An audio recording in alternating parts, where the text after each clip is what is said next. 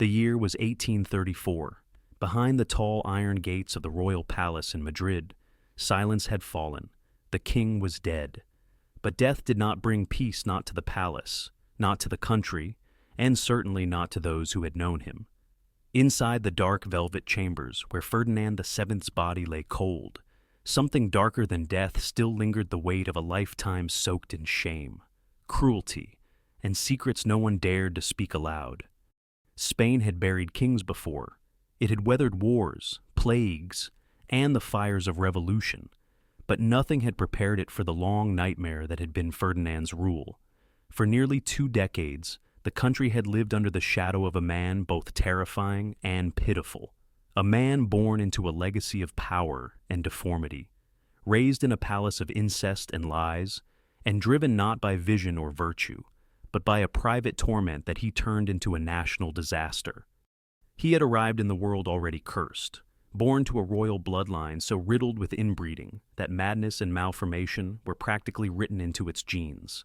Ferdinand came into life not as a prince of promise, but as a living defect. Even as a child, the whispers had begun. Something was wrong with the boy. He walked strangely.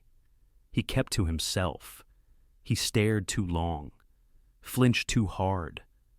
But the most damning whispers were reserved for what lay beneath the silk diapers and golden robes, a physical anomaly so grotesque it would shape his entire fate. It was not just size, it was structure, it was dysfunction. His genitalia, far from being a private matter, would grow to become a symbol not of masculinity, but of misery. Enormous, twisted, painfully malformed, it would haunt his every relationship, every marriage, every decision he made from the throne. What should have been a source of life became the axis of his destruction. But Ferdinand never blamed his blood. He blamed the world. He grew up in a court ruled by weakness and hypocrisy. His father, King Charles IV, was a ghost of a man who preferred hunting to governance. His mother, Queen Maria Louisa, spent her days flaunting an open affair with Manuel de Godoy, a commoner elevated to power through the Queen's bed. In this toxic web, Ferdinand learned quickly love was a weapon, truth was an illusion, and power true. Merciless power was the only shield against humiliation. By the time he reached adolescence, he had already begun to harden. The awkward boy became a brooding young prince, obsessed with secrecy, vengeance, and control. He watched, he waited, and when the moment came, he struck not just to claim the crown, but to punish a world that had made him feel like a mistake. He didn't want to rule. He wanted to dominate. He wanted obedience, not loyalty, silence, not counsel, and more than anything, he wanted to bury the shame that had followed him since birth. But shame doesn't die. It metastasizes. It infects every gesture, every law, every glance from the throne. Ferdinand's reign would not be remembered for justice or reform. It would be remembered for silence, screams, and the quiet terror of a nation that forgot what hope felt like. Behind the palace walls, he lived like a prisoner of his own hatred, cycling through wives who feared him, doctors who failed him, and advisors who lied to survive. Outside those walls, Spain crumbled, colonies declared independence, the economy collapsed, torture chambers reopened, neighbors disappeared, and all the while, the man at the center of it all smiled coldly from behind drawn curtains, convinced he was restoring order, when in fact he was feeding chaos. This is not a story of politics. It is not a story of sex, though sex shaped every corner of it. It is a story of shame, personal, inherited, weaponized, and the wreckage left behind when one man's pain is given a crown. It is a story of how a malformed prince became the most perverse king in Spain's history, and how his obsession with hiding what was broken in himself ended up breaking an entire nation. And it begins, as all nightmares do, with a whisper no one dared to speak aloud. Ferdinand was born into a palace of ghosts. His birth on October 14th, 1784 should have been a celebration, a future king delivered to a proud empire. But even then, there was something unsettling about him. The midwives exchanged glances. The court physician said nothing, only scribbled notes in trembling hands. What he saw was not just a newborn, it was a warning. The child's body bore the marks of centuries of incest. The House of Bourbon, like the Habsburgs before them, had built dynasties on closed bloodlines. Cousin married cousin, uncle married niece. The royal family tree twisted into itself until it looked more like a noose than a lineage. Ferdinand was the latest result, a boy born not of strength and legacy, but of genetic roulette played too many times. He had a slight limp. One eye was weaker than the other. His teeth came in late, jagged and crowded, but it was what lay beneath the surface in his bones, in his flesh, in the shame his mother never spoke of that defined him most. His genitalia was monstrous, not in myth or exaggeration, but in cold, anatomical horror. Overgrown, misshapen, coiled like a mistake that had never been corrected. By the time he could walk, Ferdinand had already learned to flinch when servants looked at him too long. He covered himself even in private. He refused to bathe with others. At 6 years old, he screamed when his governess tried to change his linens. At 8, he broke a chamber pot and cut his thigh not by accident, but in rage, after hearing stable boys laugh behind the garden hedge. He didn't know what they'd seen, but he knew what they were laughing at. The palace was no refuge. His father, Charles IV, was king in title but little else, a soft, distracted man who mumbled through council meetings and vanished for days on hunting trips. Charles had neither the will nor the insight to raise a son. His mother, Queen Maria Louisa, was worse, vain, manipulative, and consumed by lust for her lover, Godoy. She treated Ferdinand like a nuisance, a reminder of obligations she despised. Maria Louisa doted on Godoy, the man who had risen from a soldier's barracks to the highest office in the kingdom, not through valor or vision, but through her bed. She whispered state secrets to him in between kisses. She gave him palaces, titles, armies, and she let him discipline Ferdinand, sometimes with words, sometimes with hands. To the boy, Godoy was a constant shadow. He corrected Ferdinand's posture. He mocked his silence. He warned him that a real man must command respect, and if Ferdinand could not command it, he would never be more than a sickly heir waiting to be forgotten. Ferdinand took the lesson to heart. He began to watch not with curiosity, but calculation. He memorized the faces of courtiers who smirked when he walked. He memorized the footsteps of servants who whispered behind doors. He stopped speaking unless spoken to. He learned the value of silence, of secrecy, of smiling when anger boiled beneath the skin. By adolescence, he had become a mirror, cold, unreadable, reflecting back whatever others expected to see. But inside, his mind churned with fury. His body was betraying him. His parents had abandoned him. His birthright was soaked in mockery. And there was nowhere to place that rage except inward or upward, toward the very people who had created him. One afternoon, at age 13, Ferdinand found an old anatomy book tucked in a corner of the royal library. It was not meant for children, but he read it obsessively. He studied diagrams. He traced the contours of human organs with shaking fingers. He lingered on illustrations of surgeries, cauterizations, incisions, removal of tumors, and then, alone in his chamber, he locked the door, took a mirror, and began to compare. He was convinced something could be fixed if he could understand it.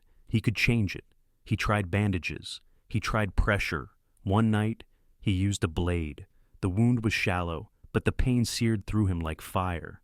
He bled onto royal linens and buried the sheets before dawn. No one ever asked. No one ever knew. But the damage, physical and psychological, was done. From that day forward, Ferdinand no longer saw his body as something to accept or endure. He saw it as an enemy, a traitor, a source of shame that needed to be conquered. And if that meant pain, his or others, then so be it. He stopped smiling. He stopped trusting. He began recording names of those who stared too long, laughed too loud, whispered too often. He would inherit a crown, but what he wanted was vengeance. He didn't want to be remembered as a broken prince. He wanted the world to suffer as he had suffered quietly, slowly, without mercy. Spain had bred monsters before, but never one so patient. But no one told him what was wrong. No one dared. The whispers among physicians never reached the royal nursery, but Ferdinand could feel it in how they touched him with hesitation, with gloves, with silence. Other children were doted on. He was measured. Other boys were praised for their strength. He was told to be still. Every time he caught his mother's eye, she turned away, her face stiff with something colder than disappointment, revulsion. He remembered being 8 years old and overhearing a valet whisper to another, "He'll never sire anything but ghosts." He didn't understand the words then, but he understood the tone, the pity laced with ridicule. He remembered knocking over a golden tray that same evening, not by accident, but with the fury of someone who had just discovered that the world had already made up its mind about him. At age 10, he refused to undress for physicians. At 11, he demanded that the palace tailor alter his trousers to hide the grotesque bulge that no child should have to explain. When a court tutor tried to speak to him about the future of kingship, Ferdinand stared blankly, then asked if kings were allowed to be hated. The tutor laughed, nervously. Ferdinand didn't. The library became his only escape, not for adventure stories, but for anatomy, history, war. He read about ancient emperors who ruled through terror, about crusaders who wielded swords like judgment.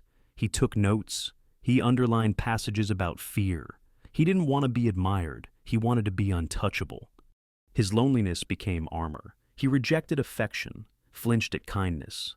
The few who tried to reach him, a chambermaid, a music instructor, an old priest, were dismissed or reassigned after Ferdinand accused them of inappropriate closeness. The truth was simpler. He didn't know how to be loved and hated being reminded of it. One spring, a foreign diplomat brought his son to the palace. The boy was Ferdinand's age, healthy, handsome, bright. They dined together once, just once. The next day, the boy left the capital without explanation. Some said his father had received an urgent summons. Others whispered he had seen something in Ferdinand that disturbed him. The prince never asked why. He never spoke of the boy again. But that night, he tore the sheets from his bed and burned them in the fireplace. By 14, Ferdinand kept a diary, not of feelings, but of names. He listed the courtiers who smirked, the pages who hesitated, the priests who lingered. The entries were precise, cold, dated. He called it his ledger of faces. No one ever saw it, but when one of those names later fell out of favor or vanished from court, Ferdinand would quietly cross it out not as punishment, but as prophecy fulfilled. He was not angry in the way boys are angry. He was angry like a man who has already made peace with cruelty. No one knew it then, but the boy already carried a kingdom inside him, a kingdom of silence, of grudges, of cold calculations, and someday it would bleed into the real one. By the time Ferdinand turned 16, he had become invisible in the one place he most feared being seen, his own home. Not because people ignored him, but because they avoided him. The boy no one dared to mock had become the young man no one dared to cross. He said little. He smiled rarely. But when he watched, people flinched. He moved like someone who had stopped hoping to be loved and started planning to be feared. The court had learned to walk lightly around him. The servants were careful not to address him without being summoned. Ministers who once humored him now avoided his gaze. They sensed what his parents did not, that the quiet, wounded boy was gone, and in his place stood a patient enemy.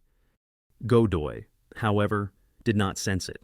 He still treated Ferdinand as a nuisance, a dull-witted heir who would someday wear a crown he did not deserve.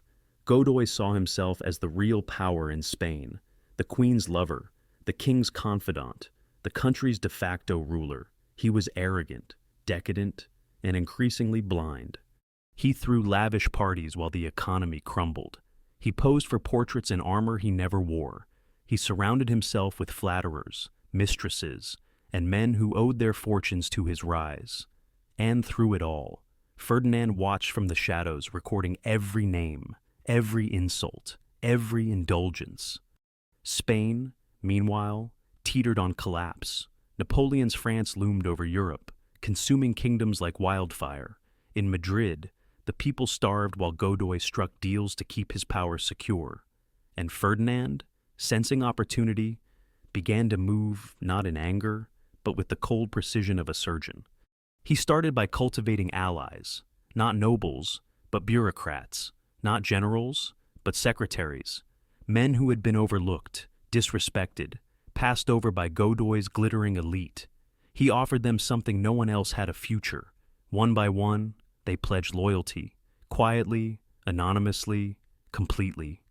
He then turned to the church, not because he was devout, but because he understood the priesthood's influence over the hearts of a starving, frightened people. He attended Mass more frequently. He made public displays of piety. He whispered promises to bishops behind closed doors: support me, and I will restore God's order to a godless court. But perhaps his most powerful weapon was silence. While Godoy shouted from balconies and bathed in applause, Ferdinand let the people imagine. He became a blank canvas onto which their hopes could be painted. He was quiet, so he must be thoughtful. He was solemn, so he must be wise. He was not Godoy, so he must be good. He didn't need to win hearts. He only needed to wait for them to turn. The moment came in 1807. The French were on Spain's doorstep. Godoy, desperate to preserve his grip on power, signed a secret treaty with Napoleon, allowing French troops to march through Spain in exchange for vague promises of protection. The people were outraged. The army grumbled. The court trembled. Ferdinand acted. He orchestrated a coup not with swords, but with signatures. He had letters drafted. He gathered nobles who despised Godoy. He spread rumors of treason, of secret plans to sell the kingdom to the French. The streets erupted in fury. Crowds demanded Godoy's arrest. And when the guards stormed his palace, Ferdinand stood in the hallway and did nothing. He didn't need to. The rage he had seeded bloomed all on its own. Godoy was dragged from his chambers, beaten and imprisoned. Maria Louisa wept.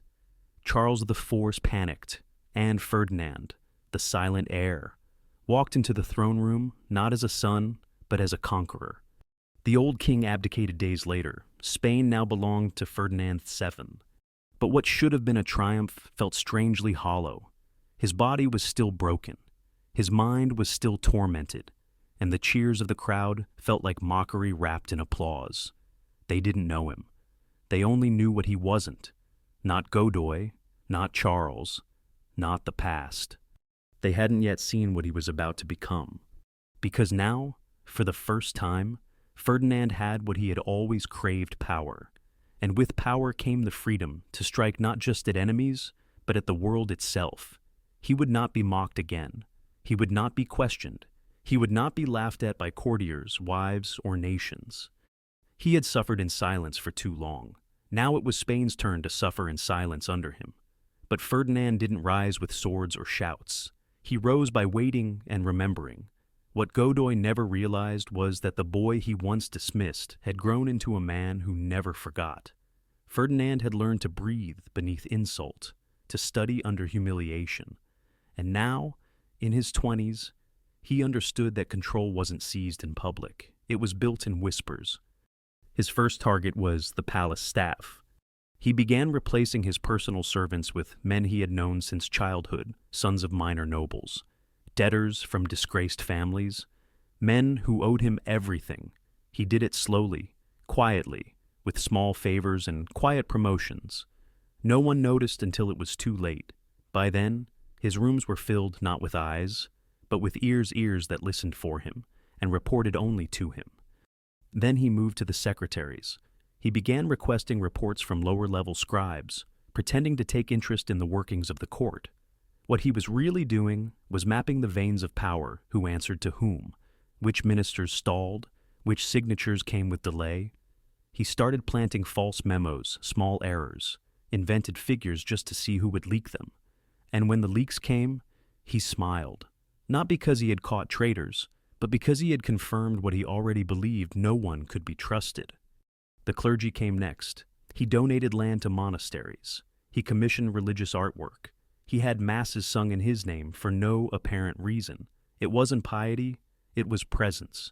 Priests began to mention him in sermons. Bishops called him the future shepherd of Spain. When Godoy tried to lecture Ferdinand about modernizing the church's role in governance, Ferdinand simply nodded. The next week, Godoy's closest clerical advisor was accused of embezzlement and removed. It was death by misdirection. Ferdinand never confronted anyone directly. He never shouted in council. He just watched, listened, and acted when no one was looking. One story survives from this time, rarely told in official histories, but whispered by archivists and passed between old noble families. A maid had discovered a bundle of papers in Godoy's quarters, letters implicating certain nobles in a scheme to replace Ferdinand as heir. She brought them not to Godoy, but to Ferdinand. He thanked her. He said she had done the right thing. The next morning, the maid was gone. Her family disappeared from court rolls. No one mentioned her again. The letters, however, were real. And within a month, 2 of the nobles listed in them had retired for health reasons. Another died in a carriage accident. Only one remained, and he was summoned to a private dinner with Ferdinand. They spoke for 3 hours. The next day, that man resigned his position and left Madrid. His estate was sold within the year. Godoy, still basking in public favor, failed to see the walls closing in. He threw parties. Ferdinand sent spies. He made deals with France. Ferdinand made promises to the army. He built alliances with Napoleon. Ferdinand built resentment. And then the moment came not of Ferdinand's choosing, but of history's. The Treaty of Fontainebleau, signed in 1807, allowed French troops into Spain under the guise of invading Portugal. Godoy, convinced of his brilliance, believed he had outmaneuvered Europe, but the streets of Madrid boiled with suspicion. The French were not liberators. They were occupiers in waiting. Ferdinand didn't need to start the fire. He only needed to open the windows. Protests erupted. The crowd chanted his name, Ferdinand the Savior, Ferdinand the true king. He emerged from his chambers just long enough to be seen on horseback, riding calmly through the square. He didn't speak. He didn't raise his hand. He didn't have to. By the time Godoy's palace was stormed, Ferdinand's silence had become prophecy. The heir was no longer a shadow. He was the storm. He wore the crown. But it didn't make him whole. It only made him hungrier. Ferdinand VII now sat on the throne of Spain, but he was no longer just a deformed child hiding behind curtains. He was king, and yet, behind every royal decree, behind every flicker of power, lay the same unanswered question: could he produce an heir? That question haunted him more than any political threat, because for Ferdinand, fatherhood wasn't about legacy. It was about proof that he was a man, that his body, warped and monstrous as it was, could still perform the one act no one believed it could. It wasn't about love. It was about domination over the thing that had humiliated him his entire life, his own flesh. And so, the first bride was chosen. Maria Antonia of Naples arrived in Madrid in 1802, 17 years old, delicate, soft-spoken, and entirely unprepared for what awaited her behind the palace doors. The marriage had been arranged with diplomatic precision, a union of Bourbon cousins meant to stabilize the crown. But no one had warned Maria Antonia about the man she would find on the other side of the bed. The first night was a disaster. Palace walls are thick, but not thick enough to mute the sounds of confusion, horror, and pain. Servants were summoned, physicians followed. What was supposed to be a consummation became a procedure. She was examined, he was restrained, oils, cloth, and instruments were brought in. It took hours. It ended in silence. Maria Antonia began to fade from that moment forward. Her eyes lost focus. Her voice grew faint. She took laudanum to sleep, then to breathe, then just to exist. The court whispered, but not too loudly. They knew better. The queen had become a shadow draped in silk. Her pregnancies ended in blood and silence. Ferdinand accused her of sabotage. She begged him to stop. He didn't listen. She died in 1806, officially from tuberculosis, unofficially from despair. Ferdinand grieved the way only he could by blaming her. He told his advisors she had been poisoned by enemies. He ordered an investigation. He even accused members of her own household. But no one was punished, because no one could prove what everyone suspected: the real poison had slept beside her every night. Years passed, war came, France invaded. Napoleon placed his own brother on the Spanish throne. Ferdinand was exiled to France, only to be restored later by the same people who had once begged him to save them. and when he returned alone, but not for long. Maria Isabel of Portugal became his second wife in 1816. She was 20, devout, and eager to please. But piety offered no protection against the reality of Ferdinand's condition. Like her predecessor, she entered marriage with hope, and like her predecessor, she soon collapsed under its weight. The wedding night was more controlled, more clinical. The court had learned to prepare, but no preparation could erase the terror. She cried out. He shouted. She was sedated. The physician left the room without a word. By morning, Maria Isabel was silent. The weeks that followed were worse. She stopped eating. She spoke only to her confessor. She told him she saw demons at night not in her dreams, but in her bed. She begged to return home. Ferdinand refused. He told her that queens did not run, that duty required sacrifice, that love required silence. She died 2 years later, some said from a miscarriage, others whispered suicide. But the throne still demanded an heir, and so came Maria Josepha of Saxony in 1819. She was practical. She brought her own doctors. She had read the rumors, heard the gossip, and entered the marriage not as a romantic, but as a realist. She treated Ferdinand like a patient, not a partner. She measured, she examined, she documented.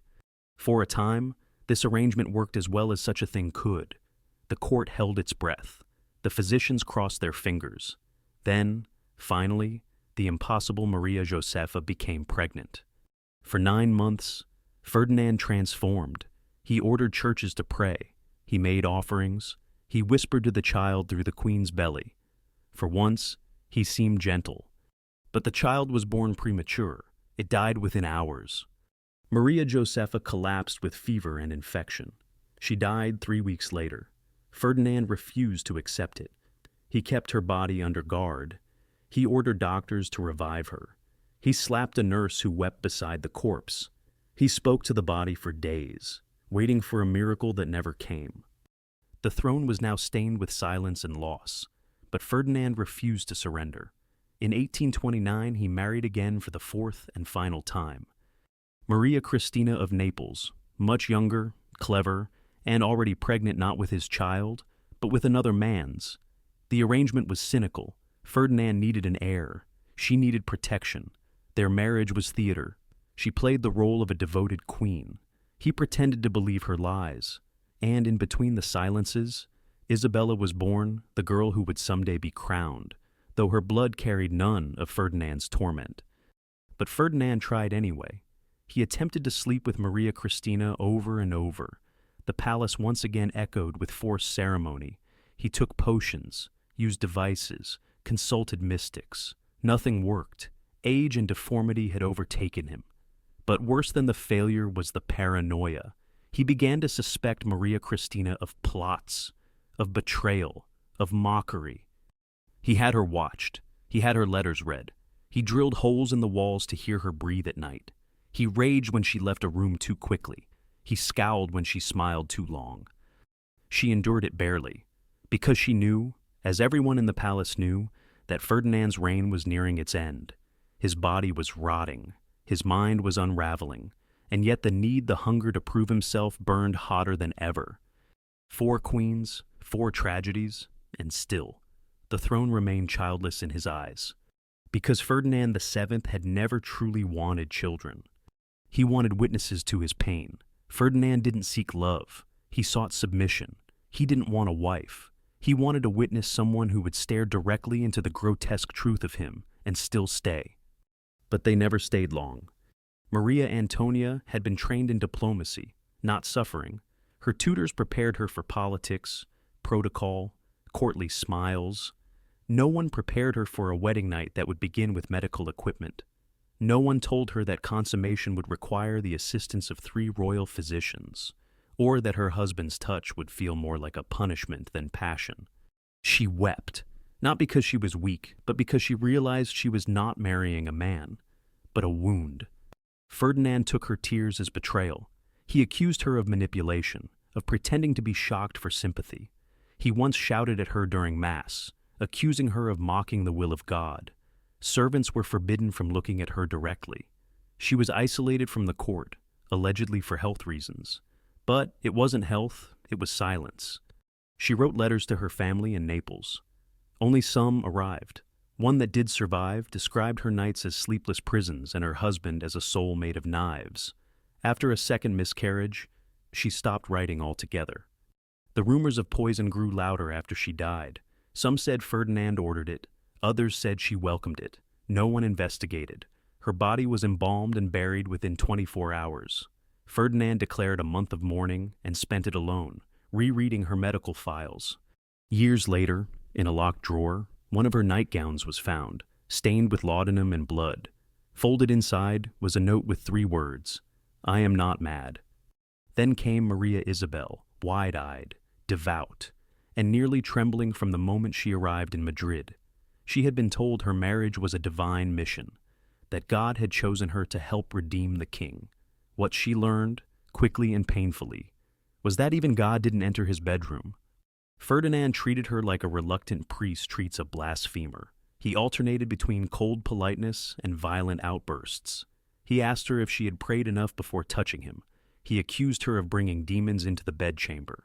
Once, during a supposed attempt at intimacy, he shouted the name of his mother not in lust, but in hatred. Maria Isabel began sleepwalking. She was found in the gardens one night, barefoot, muttering psalms. Another time, she locked herself in the chapel and refused to leave for a full day. Her personal confessor recorded that she spoke often of a shape in the dark and a voice without mercy. When she miscarried after a fall, some say deliberate, Ferdinand refused to visit her bedside. She died within weeks. Her funeral was grand, but her coffin was sealed tight. A bishop reportedly ordered it closed before the embalmers arrived. Ferdinand blamed the devil. Maria Josepha, the third, tried to be scientific. She approached the king like a physician would approach a terminal patient. She scheduled time for intimacy. She kept a private log of his moods, his failures, his outbursts. She sterilized everything. It was not a marriage, it was a clinical trial. At one point, she had a custom chair built, angled, padded, reinforced design specifically to accommodate prolonged discomfort. She submitted her own body to treatments meant for him. She consumed tinctures she didn't need. She fasted when he demanded purity. When she became pregnant, the court held its breath. But the labor came too soon, and the child slipped into stillness before its first breath. Maria Josepha bled for hours. Her physicians begged for intervention. Ferdinand refused. He insisted on natural process. He paced the hallway as she screamed. She died 3 weeks later, surrounded only by nuns. He never entered the room. He kept the failed cradle. And then came Maria Cristina younger, smarter, and already pregnant. She knew the theater. She had read every tragedy and came prepared to play the part. She smiled when expected. She knelt when required. She called him Majestad, even in private. But she never gave him power over her mind. When he demanded intimacy, she obliged with eyes closed, breath held, mind far away. When he accused her of betrayal, she wept exactly long enough to diffuse him. She learned where the palace walls had ears. She learned how to walk without sound. She learned to fake sleep. She gave birth to Isabella, and Ferdinand clung to the child as if she were an answer. He kissed her forehead. He swore she had his eyes. But every glance at Maria Cristina filled him with doubt. He began measuring the girl's features. He kept sketches of his ancestors beside the cradle. He never found the proof he needed, but he clung to the illusion because if Isabella wasn't his, then nothing in his life had meant anything. Maria Cristina let him believe because it was safer that way. The palace had grown quieter, but the silence no longer meant peace. It meant surveillance.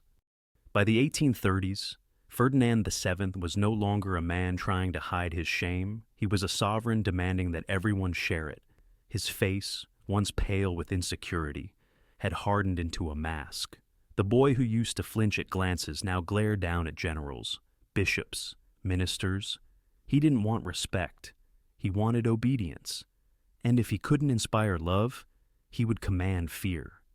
Spain, under his rule, became a country of closed doors and shuttered windows. Whispers could get you arrested. Smiles could be mistaken for mockery.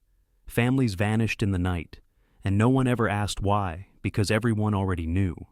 Ferdinand reigned as if the nation itself were a threat. He trusted no one. His own counselors were rotated constantly to avoid plots. Letters were intercepted, books were censored. A wrong word at a dinner party could bring a knock at the door and exile by dawn. The Inquisition, long thought dead, was quietly resurrected not in name, but in practice. Clergy who questioned him were accused of heresy. Soldiers who hesitated were discharged without pension. Spies multiplied not in foreign lands, but in bakeries, in taverns, in churches. There were informants in monasteries and eavesdroppers among servants. Ferdinand paid them well. He called them the ears of order. Even in his own palace, he moved like a prisoner of obsession. Doors were locked twice. Meals were tested for poison. Mirrors were removed. He hated mirrors. He believed they lied, that they showed not his face, but the scorn of the world. He once had an entire gallery repainted because the portrait seemed to stare too long. He rarely left his chambers unless absolutely necessary, and when he did, he walked slowly, as if every step reminded him of the weight of a body that had betrayed him from birth. The only place he seemed to find comfort was among physicians.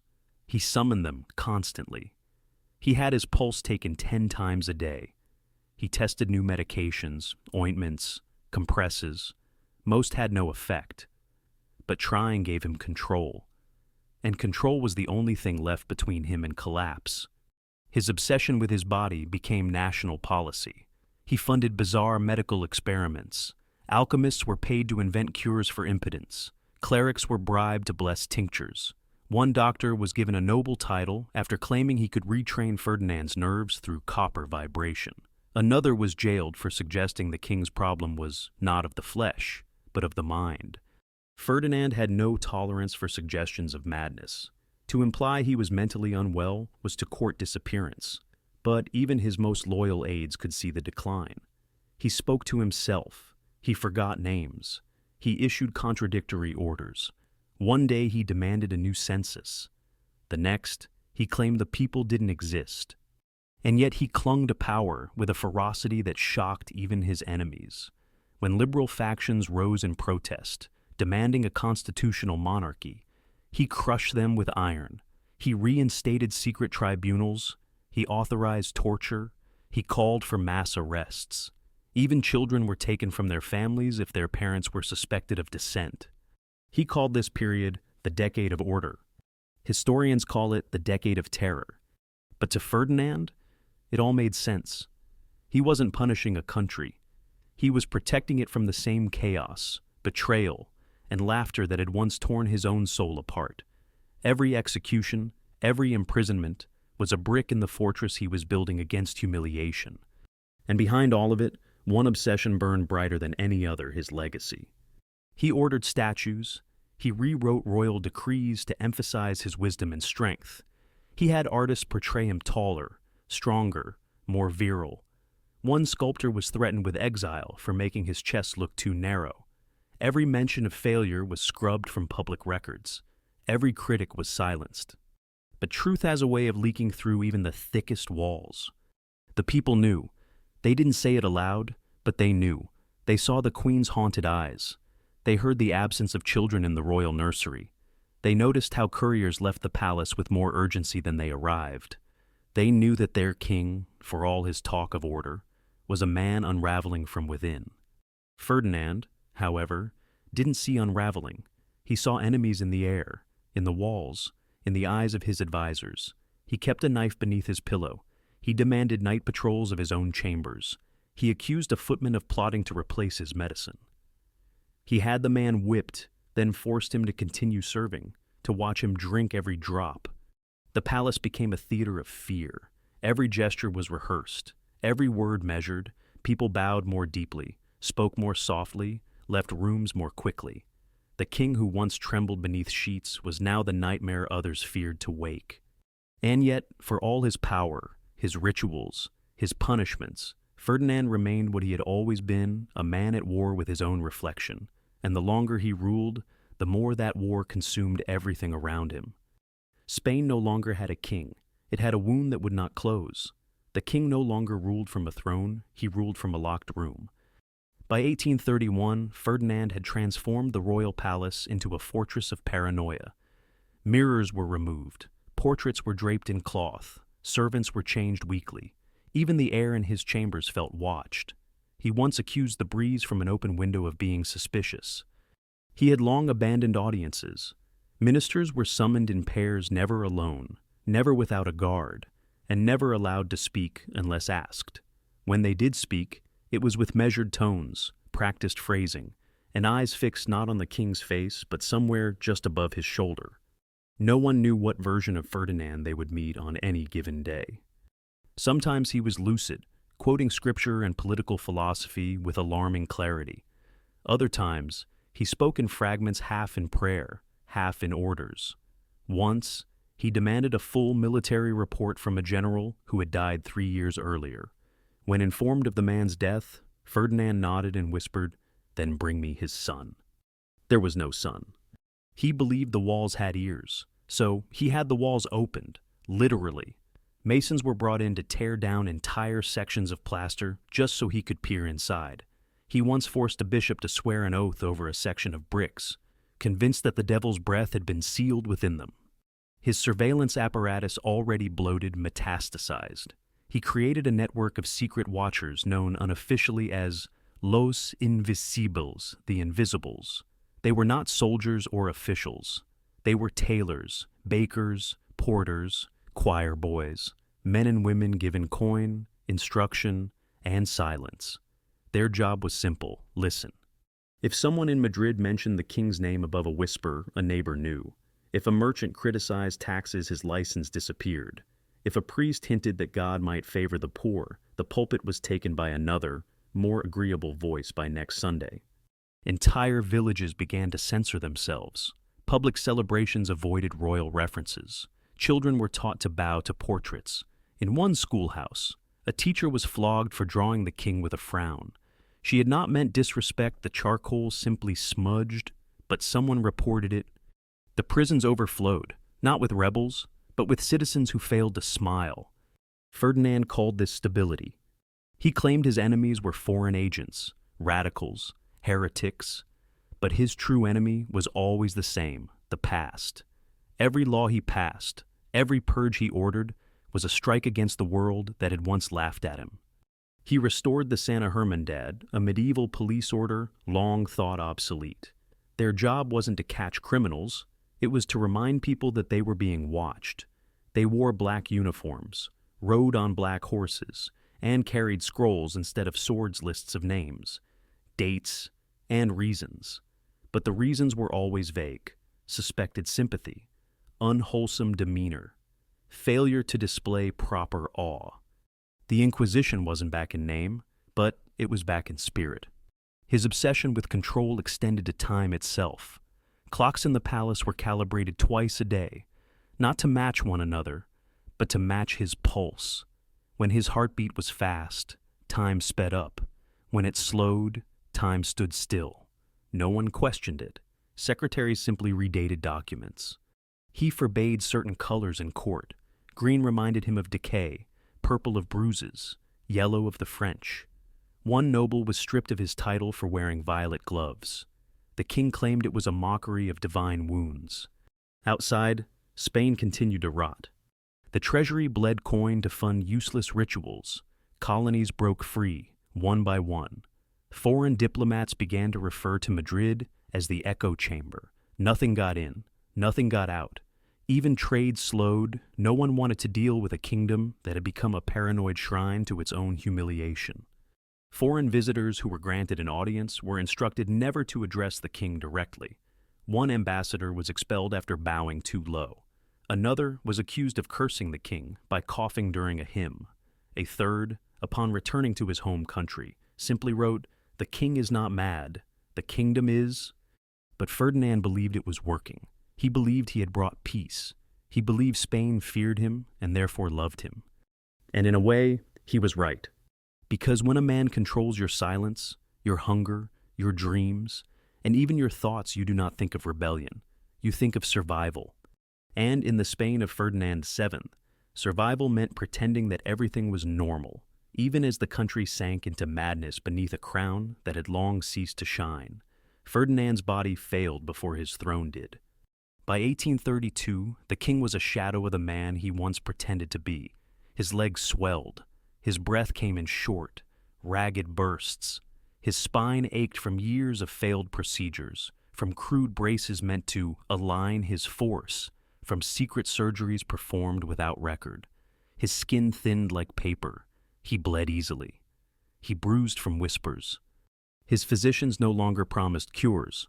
They promised comfort. But even that was a lie. He refused to rest. He refused to relinquish power. His attendants would find him slumped in chairs, mouth open, eyes flickering, mumbling royal decrees to no one. He had taken to wearing gloves indoors, not for style, but to hide the tremors in his hands. Food lost all taste. He accused his cooks of sabotage. He accused his barbers of plotting his assassination. He accused the queen of smiling too often. Maria Cristina, by now, had perfected her performance. She sat at his bedside. She read him psalms. She agreed with every rant. She accepted the constant surveillance, the accusations, the sudden screams in the middle of the night.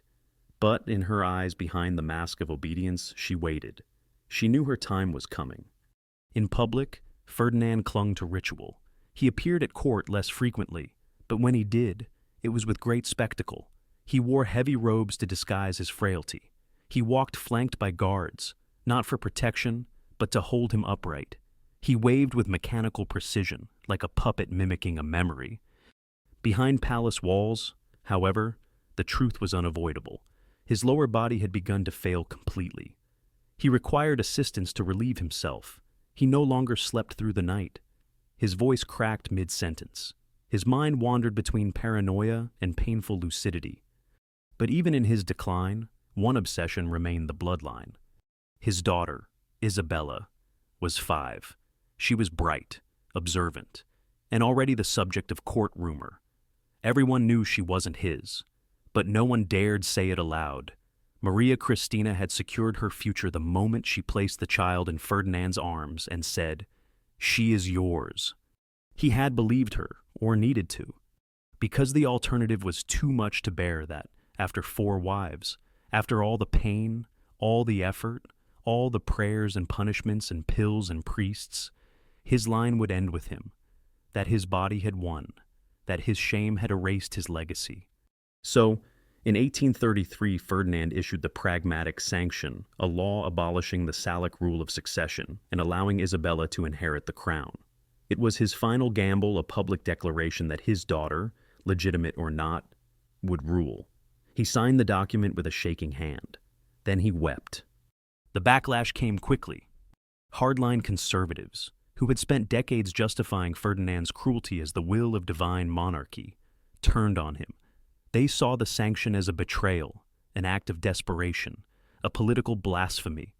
Many rallied behind his younger brother, Don Carlos. As the rightful heir, the court split in two. Murmurs of rebellion echoed through the hallways. Ferdinand, bedridden, could do little, but he did what he always had. He lashed out. He ordered arrests. He purged ministers. He demanded loyalty oaths. He even accused Maria Cristina of treason, only to retract the claim hours later, sobbing into her lap. The woman he had once monitored now became his nurse, his confessor, and his shield. She read him reports.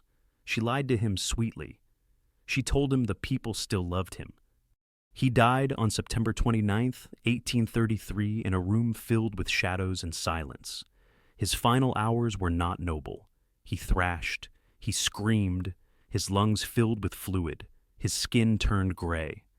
And when the end came, it came not with dignity, but with a whimper no one repeated. The autopsy was conducted in secret. The physicians found evidence of internal scarring, bone deformities, severe inflammation, and most curiously signs of repeated trauma in the genital region. Some claimed he had attempted to fix himself again in his final years. Others said it was damage from earlier years never properly healed. Rumors spread that his body was not buried whole. That part of him, the source of so much pain, shame, and silence, was preserved, hidden, smuggled. Some claimed it was sent to Rome. Others whispered it was locked away in a private chamber of the Escorial. Whatever the truth, it no longer mattered, because the man was gone. But the damage remained. Spain, as he left it, was broken.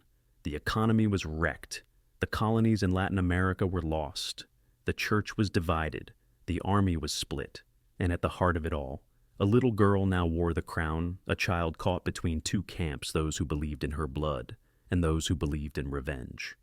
Within months, civil war erupted. Ferdinand's legacy was not a nation. It was a battlefield. Not a dynasty, a funeral. Not a memory, a warning. As his body failed, Ferdinand began to see enemies in the mirror. He ordered all reflective surfaces removed, but it didn't stop the visions. He claimed to see figures standing behind him, court jesters with no eyes, his dead wives in blood-stained veils, his father with a hunting rifle pointed at his chest. Once, he screamed so violently during a bath that 5 guards rushed in to find him thrashing in soapy water, convinced that the child had returned to suffocate him. The physicians called it hallucination. The clergy called it penance. The servants called it Thursday because the fits always seemed to come on Thursdays. His room stank of sweat, vinegar, and lavender oil. His sheets were changed twice a day, not for hygiene, but to mask the smell of rotting flesh. The ulcers on his legs no longer healed. He wore boots lined with gauze. His attendants were instructed never to make eye contact while dressing him. One maid who did was found sobbing in a linen closet hours later. She had not seen a man. She had seen something she didn't have words for. At night, he called out for people who were dead. During the day, he dictated letters to kings who no longer ruled. One morning, he summoned his council and ordered them to prepare for a war against the sun. It stares too much, he said. It knows. He demanded his portrait be repainted again, this time with golden armor, standing tall on a mountain of books.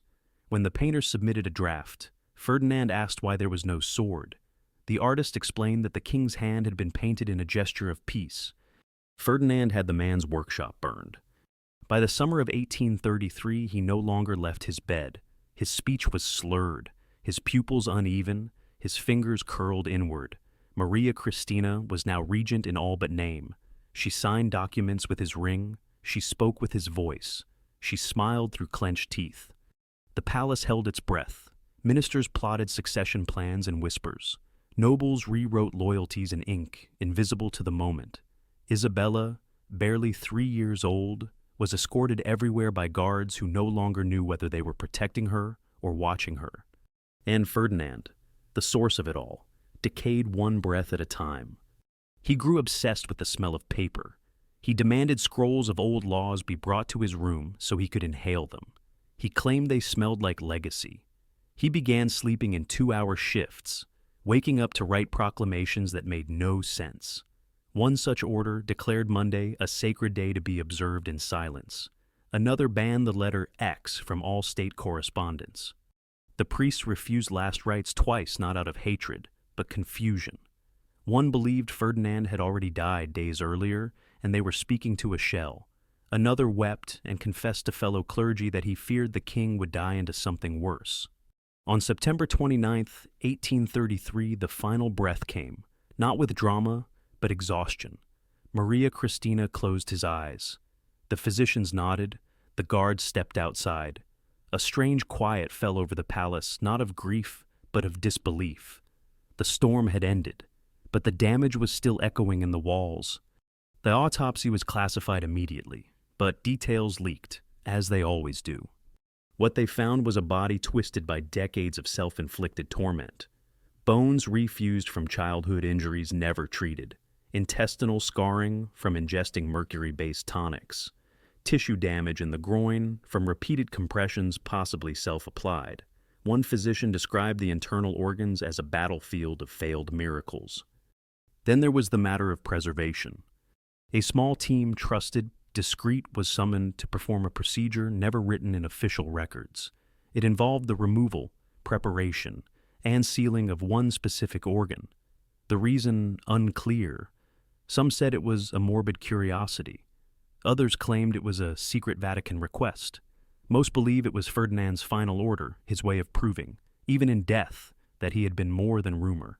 Whatever the truth, that organ was never buried, and its location remains unknown. Outside the palace, bells rang, not in mourning, in warning. The king was dead, but the war he left behind had only just begun. Within weeks, the First Carlist War ignited. Don Carlos, Ferdinand's brother, rejected Isabella's claim to the throne. Conservative forces rose in rebellion. Villages were burned, priests were hung from trees, soldiers killed cousins, fathers, friends, all in the name of true succession. Spain cracked like dry porcelain. The monarchy, already brittle, was shattered, and somewhere, under layers of stone and silence, Ferdinand lay still. But Spain could not bury what he had done, because Ferdinand's death was not an end. It was an inheritance. He left behind no heir in truth, only ghosts. Long after the body was lowered into the royal tomb, Ferdinand VII remained not in flesh, but in shadow. His name still echoed through the halls of power, not with reverence, but with unease. Spain did not mourn him. It endured him. It tried to forget him, even as the chaos he unleashed carried on without him. He had ruled for nearly 20 years, but in truth, he had never ruled anything not his court, not his country, not even himself. He had clung to authority like a drowning man clings to driftwood, and what he called order was nothing more than control born of fear. Fear of laughter, fear of humiliation, fear of being seen.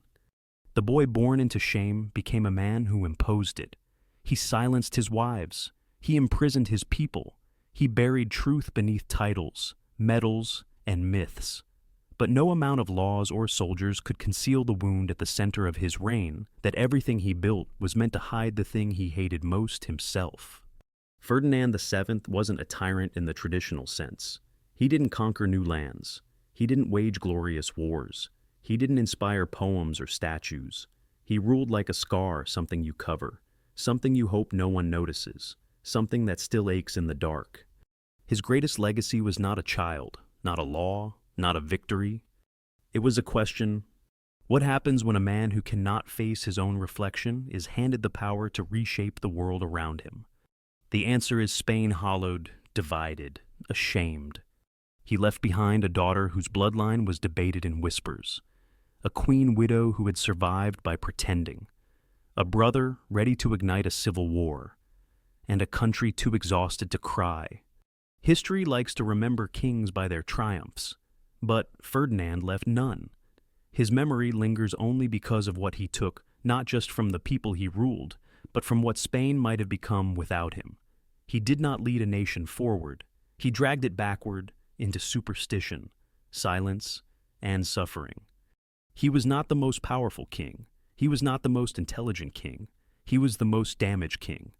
And when damage sits on a throne, it spreads. So now, centuries later, his story is still told not as celebration, but as a warning that shame, when buried instead of healed, becomes cruelty, that power, when given to the wounded, becomes a weapon, and that a nation led by fear is never truly at peace. Ferdinand VII is gone, but what he represented, the fusion of pain and power, is not. It lives on wherever leaders punish instead of protect, wherever silence is enforced instead of understanding, wherever history is rewritten to disguise wounds that were never treated. His ghost doesn't haunt palaces.